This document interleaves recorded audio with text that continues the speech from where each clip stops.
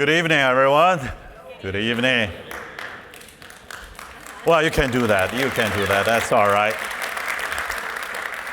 You know, it's a free speech campus. You are free to clap whenever you want. I see a lot of great Boilermakers here, and this is a special venue for Presidential Lecture Series because we're going to celebrate a outstanding company and neighbor, and Convergence being the epicenter of the Purdue Discovery Park District deserves to indeed host this outstanding PRS, Presidential Lecture Series. Tonight, this is the second edition this semester, and last time we had Mel Raines as an outstanding CEO of a great company in Indiana, and tonight we are excited and honored to have another CEO of another outstanding company from our great state of Indiana, in this case, even closer to home. Some of you know that Wabash is an outstanding locally born company, and today, I think this year, is the 40th birthday of Wabash. You may have noticed when you drive by in Lafayette, 52, a slightly new color and logo as well. So we're gonna ask the speaker tonight, what did that mean to him and to the Wabash team? And the CEO we're talking about tonight is a Boilermaker twice. And this is the 30th anniversary of his first degree from Purdue. So it's a lot of birthdays here. And we also know just how much he cares about his alma mater, how much he enjoys fostering a partnership between industry, in this case Wabash, and the university, in this case his alma mater and neighbor Purdue. We could not ask for a better neighbor, alum, supporter, and industry leader in manufacturing here in our home state than Brent Yeagy, CEO of Wabash.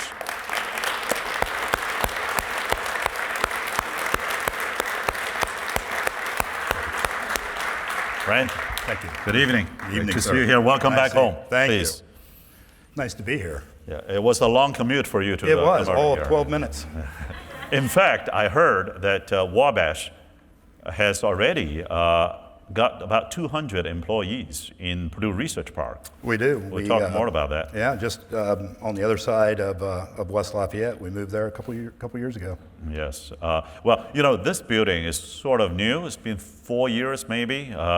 It has become the headquarters of Purdue Research Foundation, if you will, the second floor there. And we have a lot of great companies, co-working space, and student entrepreneurs all residing here. We still got some space here in this building. This will be the most vibrant building in the entire west end of Purdue. But why don't we start the evening with you and talk a bit more about your time here at Purdue. You're a proud Boilermaker graduate of 1995. Correct. And then you came back and got another degree. Mm-hmm. And you know that we also offer online doctoral degrees. My day job probably prevents that from occurring right you are now. busy, I know. But you can also do that part-time over many years. Tell us a bit more about where you grew up and why did you pick Purdue to do your bachelor degree, and how was that experience? Sure, thank you. So I grew up in Alexandria, Indiana, just a small town on the eastern side of the state. Purdue has always been in our family. My dad was on the 1959, 1960, 61 basketball team. Mm-hmm. So we bleed black and gold at our house. It really wasn't a choice in any way, shape, or form. And it was the only school I toured. Okay. I wanted to be an engineer. Where else are you going to go?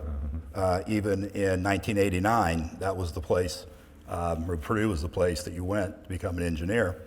And so I showed up.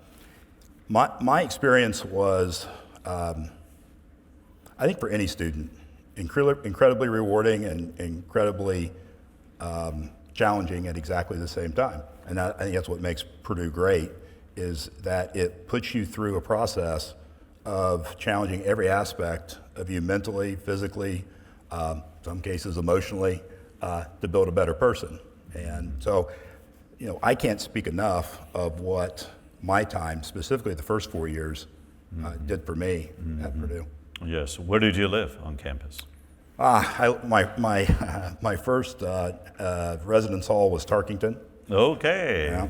The Sharks. Yeah, and was there for a while. And then I had multiple apartments in and around the Purdue campus. I always migrated a little further away, just for that little bit more of independence. And at one point, I was all the way out on Soldiers Home Road. Oh, okay. So right. That would have been a very long commute for you then. Now, you studied as an undergrad environmental science engineering. Yes, sir. Right. Now, outside of classroom, what was your most fun experience? Ooh. Maybe not the most fun, but one of the memorable experience you can share in public. Well, I mean, coming to Purdue and participating in Saturday morning football was always a great experience, and those days started very early and ended very late. It wasn't necessarily always about the football, but it was about the people that you interact with and the time that you spend with them.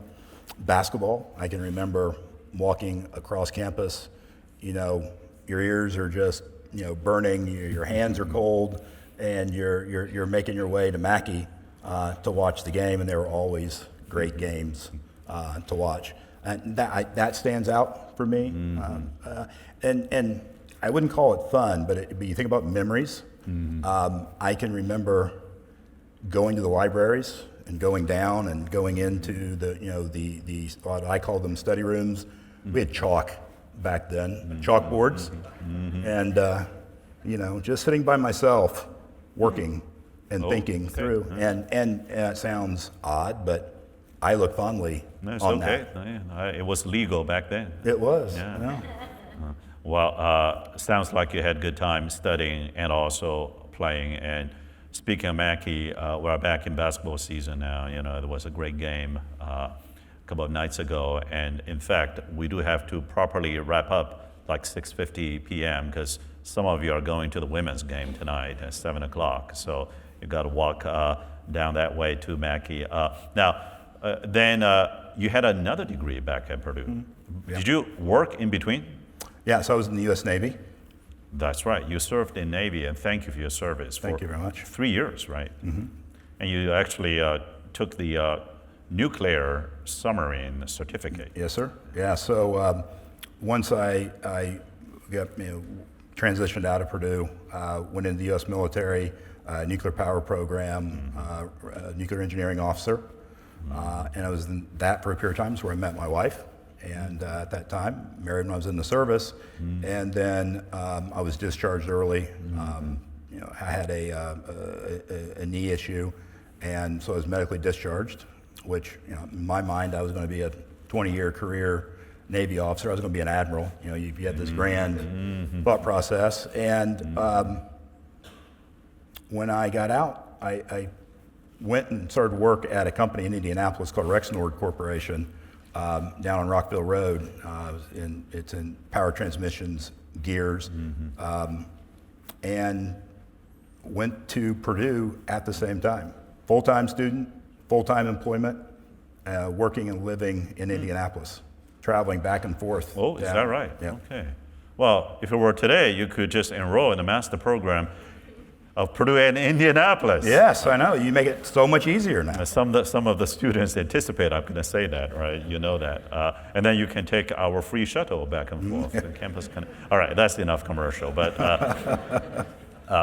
we do have in the state a lot of heritage in mechanical engineering. I mean, from making boilers back in the days in 19th century all the way, Allison Transmission, and then Cummins and Wabash. So when did you start working in Wabash? So I was working at Delco Remy, which was a spinoff from General Motors, and it was 1999. And I had known Wabash from living in Lafayette for multiple years, going to school here, and started in 1985. I enrolled in 1989, so you're kind of watching it really start from nothing to something at that point. Knew Jerry Ehrlich. Actually took a business class, and Jerry Ehrlich was when they used to have books that you used, and you'd open it up and there was a little expose, and it was Jerry Ehrlich about how to be an entrepreneur. And so he knew of it, and I got a call from a recruiter, and I said, I don't know. But they said, no, you want to talk to the people there. There's something special going on. They're building something. They were special to start with, but they have big ideas.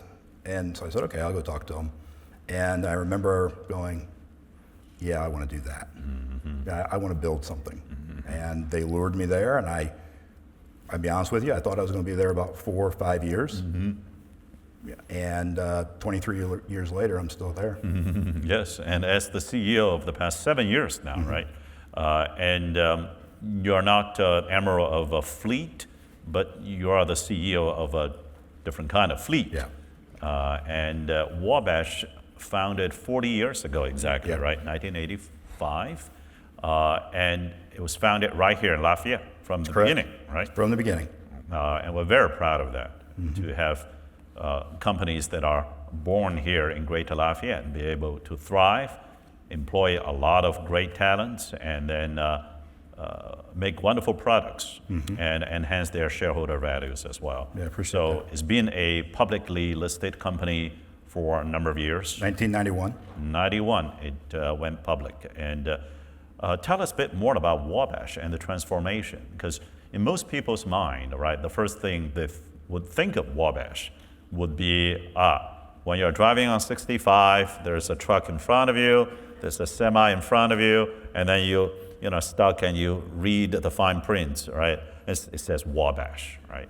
I've had that experience quite a few times on 65. Now, clearly Wabash is an outstanding leader in manufacturing, particularly in semi-trailers and truck bodies, and you still do that. But you've always been thinking about how to reinvent the business, including symbolically reinventing the color and the logo and the name and so on. So tell us a bit more about that. Yeah, so there's so many people at Wabash that are so extremely proud of the heritage that we have going all the way back to 1985 and being basically the North America's, specifically the United States' largest trailer manufacturer. In that heritage, building a premium product, building it the right way, ethically with values. But to your point, companies have to reinvent themselves. The world changes around them, must stay relevant.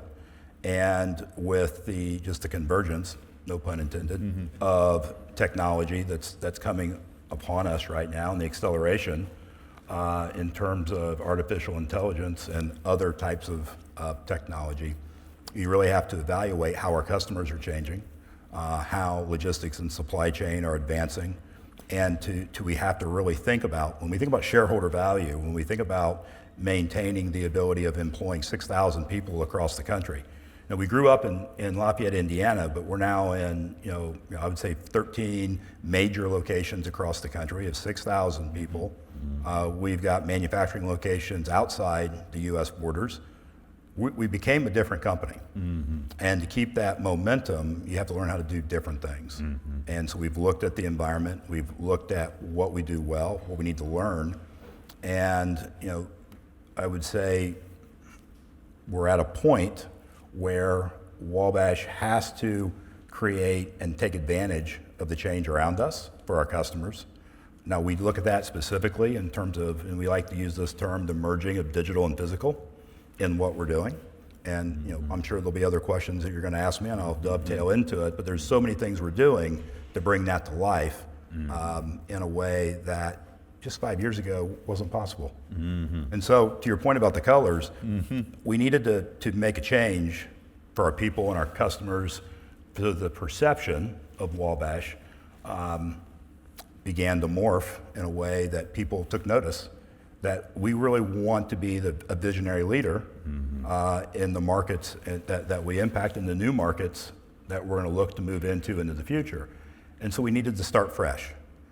And it was really about advancing our brand, not changing who we are, but we needed to modernize. And so starting with how we look and how we present ourselves was a part of that. Yes. Well, you mentioned the virtual and the physical. On the physical side, clearly there's a lot of innovations. I see some of my faculty colleagues here who are experts in fields related, from refrigeration and heat transfer, right, to clearly motor engineering. And there is also the virtual side. You mentioned this data to me a couple of years ago, that the data involving transportation is so fragmented in the United States, and no single dominant player that collects and owns and capitalizes on those data. So there's a lot of untapped potential. Whoever can become a platform player to drive the data collection utilization will be a major player. And then there's the interface between the physical and the virtual. So at Purdue we have an Institute for Physical AI, and people ask me, what do you mean by physical AI, right? I mean, in basketball, I know what it means to say you get physical. So in AI, what do you mean by you get physical? Well, because when you have the bytes of AI touch the atoms of what we grow, what we make, and what we move, right? Digital agriculture, advanced manufacturing, and autonomous transportation, then the basic premise is that generic large language models type of data and models in AI would not be adequate and optimized without the domain-specific, physical domain-specific understanding, right? That interface between the virtual and the physical is truly exciting.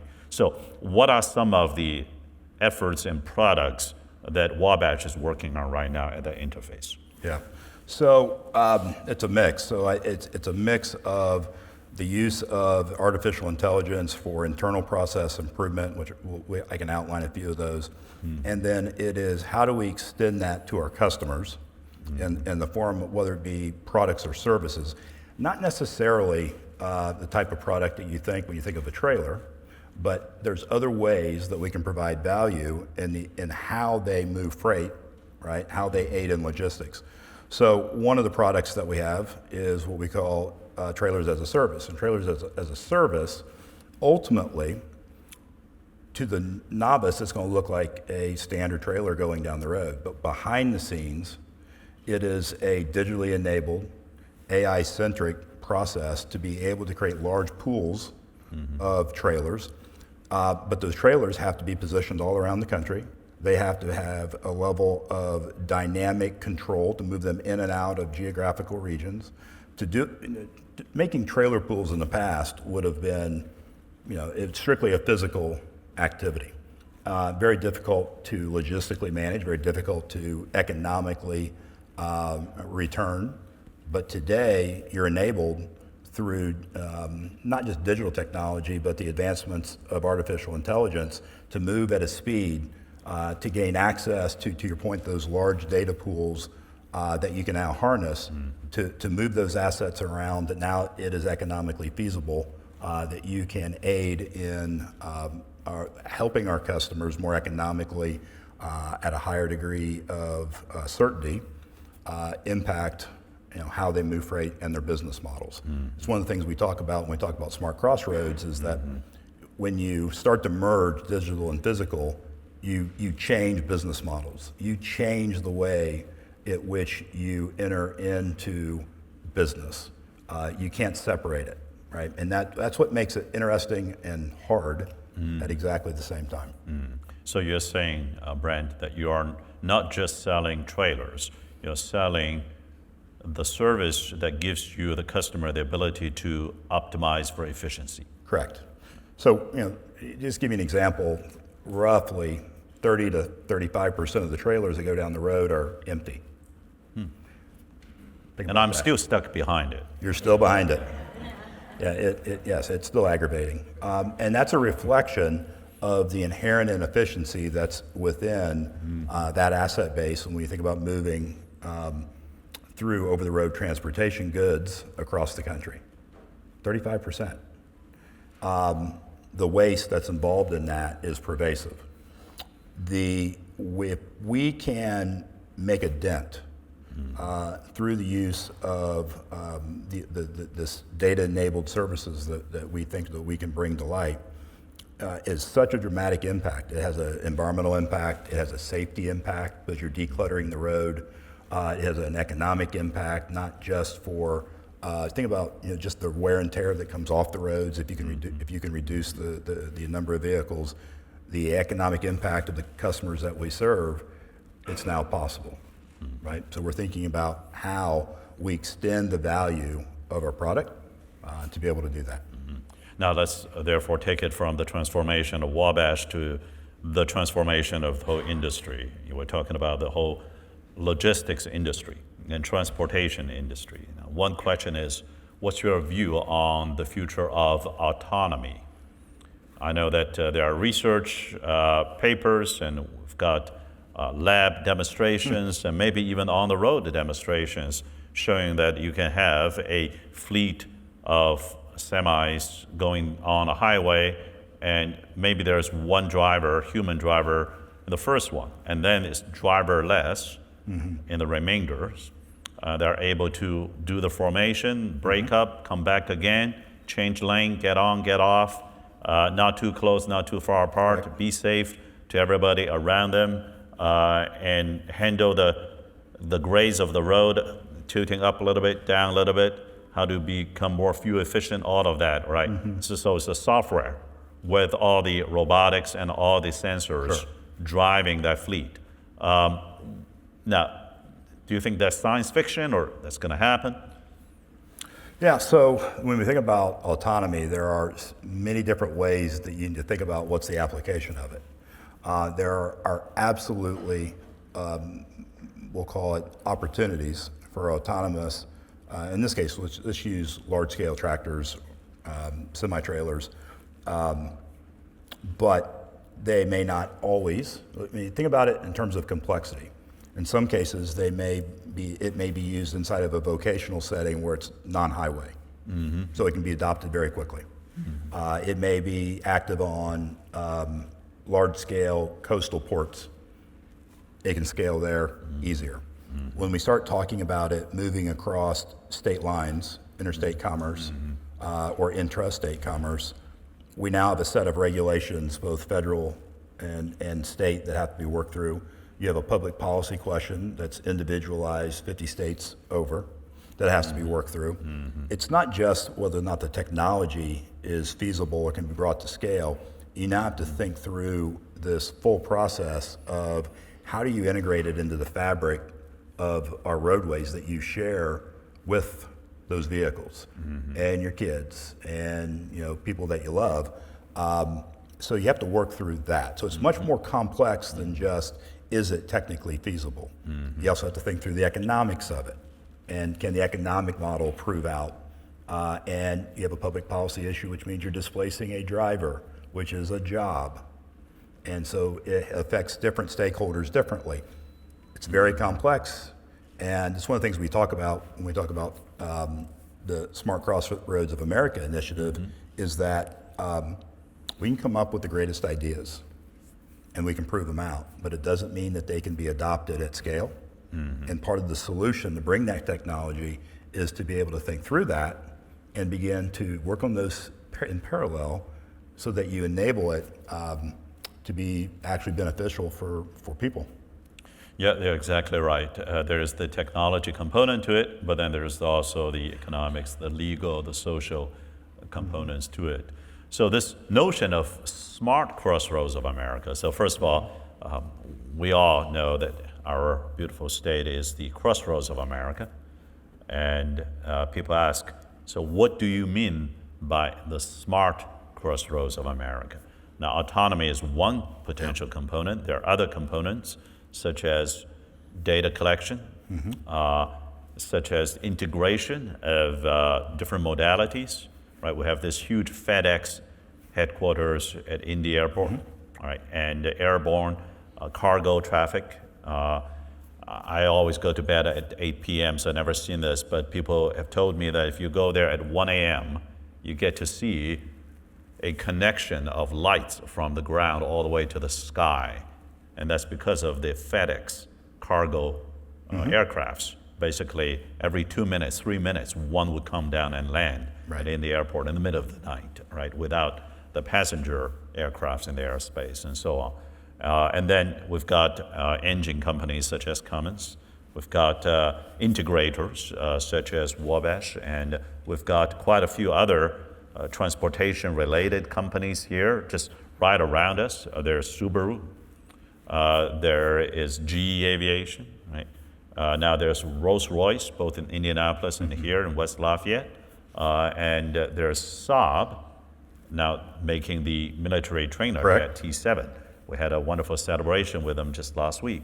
And there are quite a few others. A lot of Japanese automakers, supply chains are here, right? So if you collectively look at our state as a centerpiece of different modalities of transportation, passengers as well as cargo. And then you look at the wealth of the different companies that are part of that ecosystem. So what would be your vision of this Indiana becoming the smart crossroads of America? Correct. So I don't know, 3-4 years ago, there was a group of us that just thought about and envisioned what it would look like to really bring Purdue into the center of this conversation as to what it looks like to be truly the technology and business leader facilitating change, leveraging all the assets that you're talking about in the state of Indiana, not just for Purdue, but for the state of Indiana, to really take command of all the resources that Purdue has, to bring them to scale, but not to do it just in a technology manner, but to really look at how do you facilitate all the points of change that's required to really economically and technologically impact the course of logistics. Because you have to think about it, and logistics is a vast array of modalities, and you touched on that are happening in unison around us all the time, with data that's moving, right? If you could see it, if you watch The Matrix, right? For those that have done that, that's kind of what it's like. There's data moving everywhere around us. Now, sometimes it's enabling, and sometimes not so much. If you can think about it that way, you can start to think about how, just because you can make the greatest mechanical engineering solution, but if the data doesn't necessarily support its incorporation or utilization, it's going to sit on a shelf. I'm overly simplifying it. Smart Crossroads is about how do you really take and understand the complexity of creating innovation and change at scale throughout its life cycle, and then begin to attack that and solve those problems in parallel, in unison, right? And to do that, you have to think about this full ecosystem of players. And it's just a completely different way of thinking maybe about it than maybe how it was traditionally done. Now, today, who owns those data? There's not a single company, right? There's not like in the online digital space, you've got a few dominant players, such as, say, Google being perhaps one of the most dominant players right now. But here in this space, it's a very disaggregated platform situation, right? Is it your vision that Wabash will become one of the key players in collecting and curating and exploiting the data? Well, it's hard to say what it means in terms of our exact position and scale. I'm going to step back from that and just for the audience, the interconnectivity between all the different modes, when you think about moving something from one coast to the other, is immense, right? Whether it's moving it from multiple warehouses, from planes to trains to light-duty vehicles, heavy-duty vehicles, may go on boats, may go on barges, to get it from point A to point B. data connecting at all. The fragmentation, it can be highly interconnected and highly fragmented at exactly the same time. The over-the-road transportation market, which is what we typically are going to play in, is still one of the most fragmented industries in the country. There are well over 10,000 carriers of any significance, and that barely touches the number that are out there. The largest over-the-road transportation carrier has less than 1% market share in the country. So think about common data standards, any solution at scale. Think about adoption of anything. When the largest adopter is less than 1%, it's tremendously difficult. But when you begin to think about aggregating data in a way, creating common standards, being able to utilize that, you begin to allow aggregation to occur. The other thing that's happened is there are so many different, what we'll call it subsidiary-based economic players that grab the value because of the inefficiency. So if you can begin to streamline the data flow, you can begin to think about where you fit in the value chain and to begin to collapse that and create value from it. That's how Wabash somewhat thinks about it. Now, what's the exact path? How do you get there? Time will tell. The first thing you have to do is create the basis of change, which is that ability to look at data differently. When you think about agentic AI and what that can do and the large data pools, the way that you can aggregate and look at data from where it was even 3 years ago is an order of magnitude difference. So what we thought 3 years ago doesn't even compare to what we think is possible today. And every day it feels like you learn something else that you go, well, I didn't think we'd be enabled. I thought we'd be able to do this. Now you're telling me we can do this. And I feel like we do that I think we did it today in one of our meetings. I got some of my staff in here. It's just epiphany after epiphany that's being technologically enabled.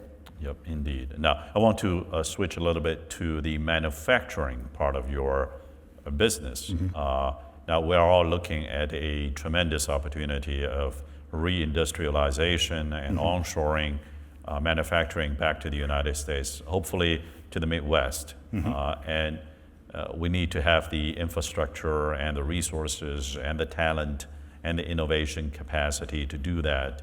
Now, we're very lucky to have Wabash right here as a neighbor throughout the past 40 years and for many more decades to come that have never left the industrialization. Correct. And therefore, it's not a reindustrialization of your manufacturing capacity here. You have the know-how, you have that experience, but several sub-questions, right? One is the market softening and how you're working on that? Right. Two is from a manufacturing intelligence point of view, we talked about data for your customers, but you also have data and robotics and automation maybe as part of your own manufacturing process. And how's your thinking on that going? And then the third would be, do you see the need for more workforce or the AI-driven type of robotics is gonna, we know what's happening with a white collar and with a lot of the office work going on these days, but in manufacturing, do you see the need for skilled workforce going up, or is gonna just stay steady because some of the routine tasks will be performed by machines? So that's, it's a professorial questions, part one, part two, part three even. Yeah. Well, I'm gonna take those somewhat in reverse order. So the question of what's happening to workforces in terms of disruption around AI facilitated technology, there isn't a one size fit all answer. I think the way that I frame it today is that when you really look, so I kind of say there's white collar, gray collar, blue collar, right? In that white gray collar world, no, I don't. My personal opinion, and what I would tell our workforce is there is not a substantial risk of displacement relative to AI. there is a substantial risk of what we'll call reallocation of talent, right? That allows them to do things as they separate themselves from, call it non-complex, mundane tasks, to elevate with those insights now to do other things. We want them to be able to shift into and harness that insight. They may or may not be able to do that based on their intrinsic skills and how much we can develop them. But that shift is going to occur and is being fueled right now.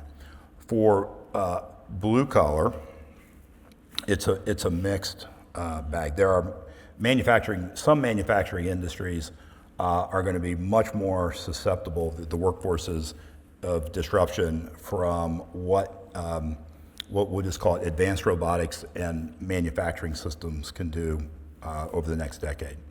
Wabash, not as much, just based off of the nature of the manufacturing. Are there opportunities?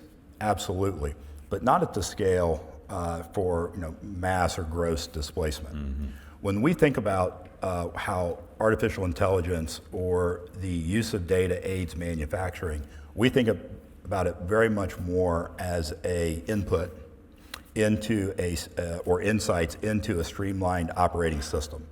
So when we think about manufacturing, sometimes we think it's about bolting things together. Manufacturing is so much more than that. It is the mass flow of information through conversion into a different entity, right? And it all starts with configurations and incoming data flow, driving procurement and materials from all around the world, showing up at the right time, in the right place, in the right way to seamlessly be put on a line so that either a robot or a piece of automation controlled by a human being, or literally a human being, is going to take that and put it together. We optimize that human being when we can control the data, right? We can use the insights to remove the disruption for that entire flow of incoming materials. And so we look at it that way. And if you look at where we're investing and we're creating change, it's targeting that. And we think, and I like to use the term respect for people, right? I think it's very respectful for people, right, when we can purposely go out and take that variation out of their work lives to allow what they already do really well to be done even better. Well, that question therefore tags into my next question. But before I go there, I just want to see if you want to say anything about the market softening business and how you are thinking also about potential impact by tariffs. And although my understanding is that Wabash has been able to optimize its supply chain to be quite resilient to any potential trade issues. Is that right? You have most of your supply chain within the United States. Yeah, so if you just think about the overall set of markets that we play in, they are what I would say at the tail end of the uncertainty that is within our overall economic climate right now in the United States. So we are significantly impacted with companies that are not really able to put capital to work because they're waiting to see what's going to happen with the economy. Our products move goods. That's primarily driven by housing, automotive, primary chemical. Those are impacted, right, with where we're at right now in the world. It's not a political commentary, it's just a reality, okay? We also are a very cyclic industry, just the economic cycles that we weather, and that's been impacted with just the tariff policy that went in at the beginning of the year, which has moved people to the sidelines. So we're maneuvering right now. I'm pretty proud of what we're doing. We are very challenged, but we've been able to make choices over the last 5 years to have a rock-solid balance sheet that allows us to continue to invest when Wabash could not invest at the hardest of times. It's allowed us to continue our engagements at Purdue. It's allowed us to retain our best and brightest. and allows us to sit down every day and think about what we're going to do next. And that's, I think that's something that we can be proud of. I think Lafayette can be proud of it because we're thinking about what we're going to be doing tomorrow, right? We're not standing still. On the world of tariffs, you're right. In 2018, when the first round of tariffs in Trump's first administration, we were pretty severely impacted. We had about 20% exposure to overseas goods as part of our supply chain strategy. Martin Jischke's in the audience. He was our chairman at the time. I'd been CEO for about 6 months. It was not a pleasant experience when we went through that. I thought Martin's always a very pleasant person. The experience was, yes. Hi, Martin. And one of the things that we did is a purposeful change to bring most of that back to the United States. We now are 95% U.S. supply chain, 98% North American. Wow. As we sit here today. Yep. The one thing Wabash is doing in real time is for really the first time in our history, we've had to really be involved at the federal level. And so we are heavily engaged in trade policy in terms of actively engaging the climate today to take advantage of maneuvering to get favorable trade policies to bolster domestic manufacturing, not just for us, but for our broader industry. And we are starting to be successful in that, and that's going to be a major part of how do we think about strategy going forward for the climate that we're in. Yes. Well, look, Purdue would be delighted to continue to partner with you as you think about the reshoring and the manufacturing opportunities to the Midwest, as you think about the smart crossroads opportunities in our own home state here. Now, I want to ask you this question. How's the relationship of partnership been going between Wabash and Purdue? Now, one thing that we always are keen to learn more about is how can we work even better with our industry partners. We have a great Office of Industry Partnership. We've got a great Purdue Research Foundation that look at the whole hexagon of 360 degrees of relationships.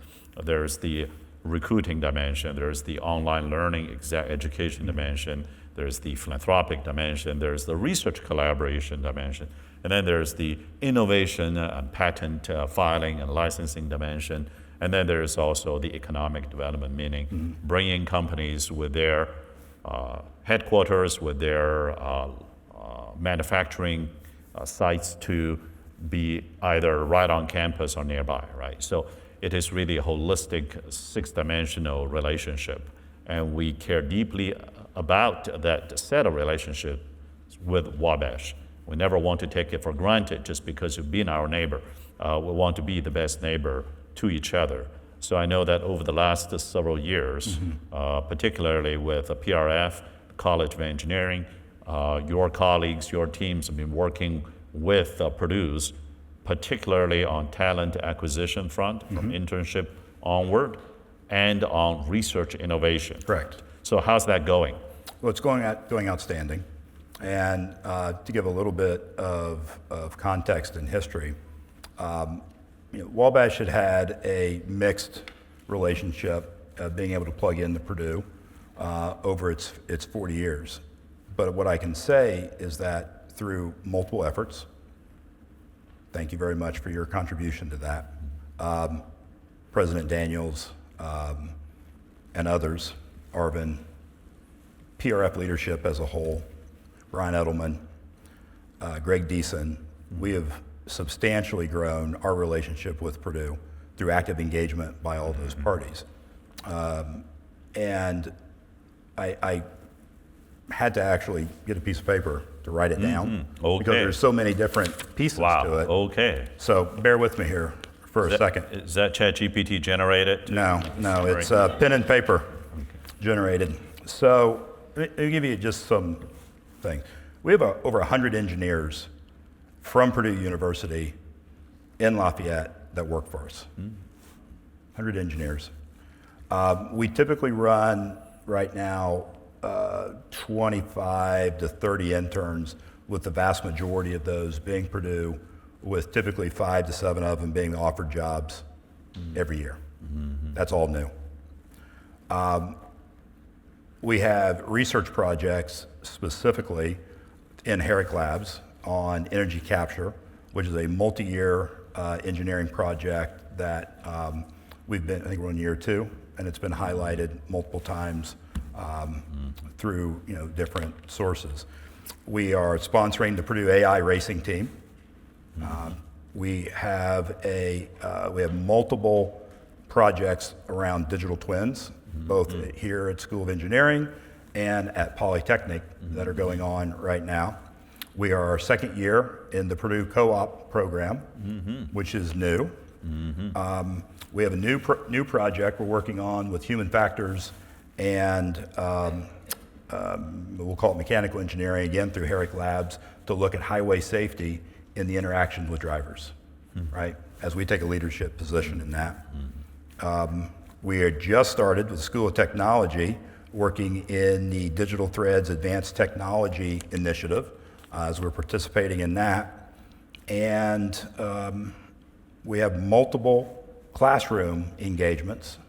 Richard Mansilla was with Dr. Pang today in, I think it was Management 501 or 468 through Daniel School of Business as part of an ongoing consulting partnership with them on advanced supply chain and data insights. So, and that's just the short list that I was able to gather quickly. And that was substantially less 4 years ago. Well, I'm just so happy to hear the entire list there, and we hope to grow that list even further to see the students' opportunities working with you, and for you as talent competition acquisition, and to hear all those. I counted 7 or 8 different research collaborations across 4 different units at the university. So that's just heartening. I appreciate that. And, yes, I'm a Boilermaker, but there is just a reality that there is no better place to go than Purdue University to ask for what we need. We are so lucky to be so close. And we're looking every day to how do we take advantage of that.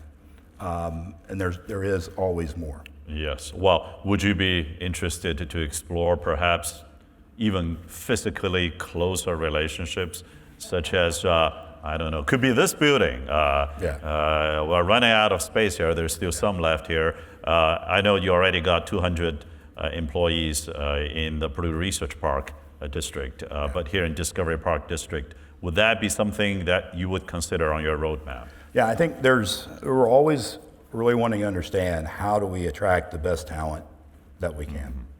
And let's just be honest, building semi-trailers at face value is not the most interesting when you try to bring that to brand new students out there.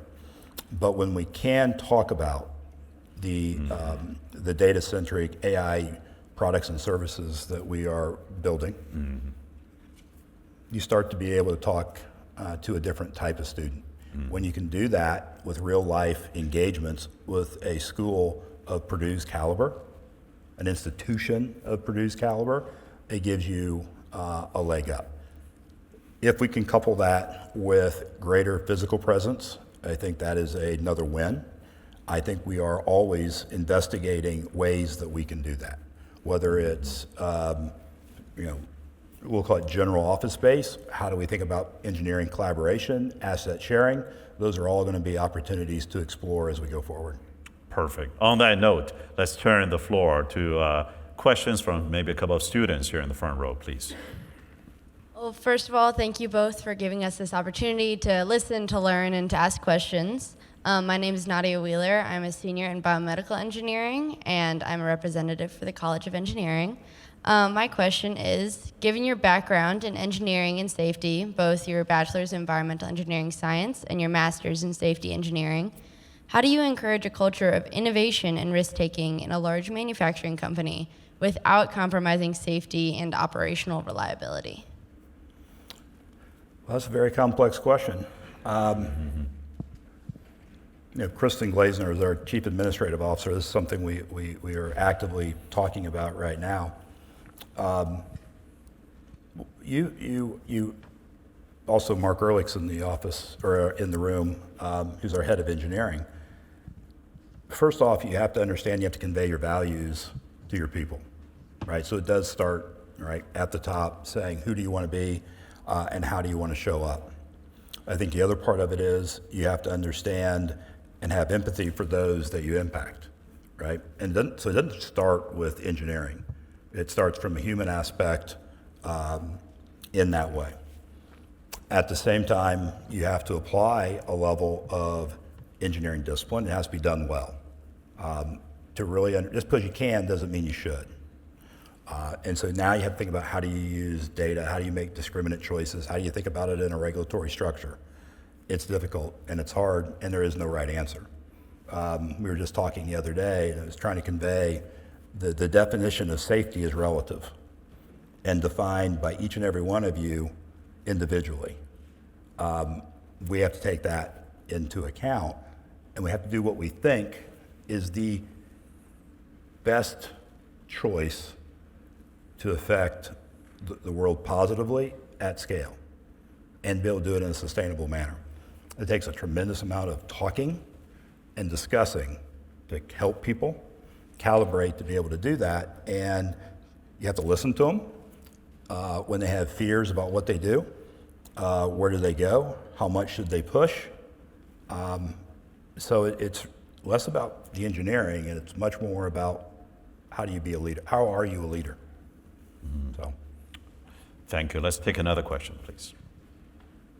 Yeah, thank you all again. My name is Isaac Dietz. I'm a student in Integrated Business and Engineering and Industrial Engineering. It's our new dual major. And my question is, as a Purdue grad, what do you think students should be focusing right now on in terms of the manufacturing world and the business world in order to be successful when we graduate?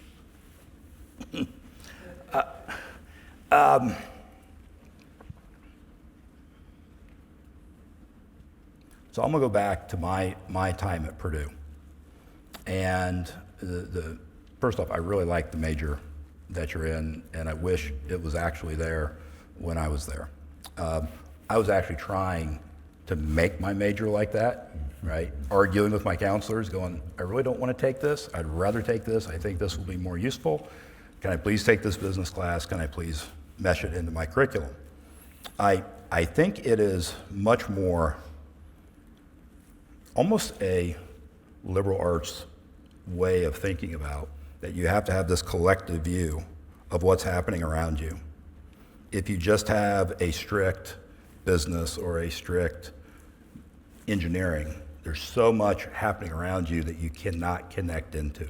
You won't see it coming, you can't assess it appropriately, and the more that you can round yourself out to get a broad exposure of issues and of the disciplines at Purdue, I think that makes you very interesting as a potential employee because there's so many more things you can do.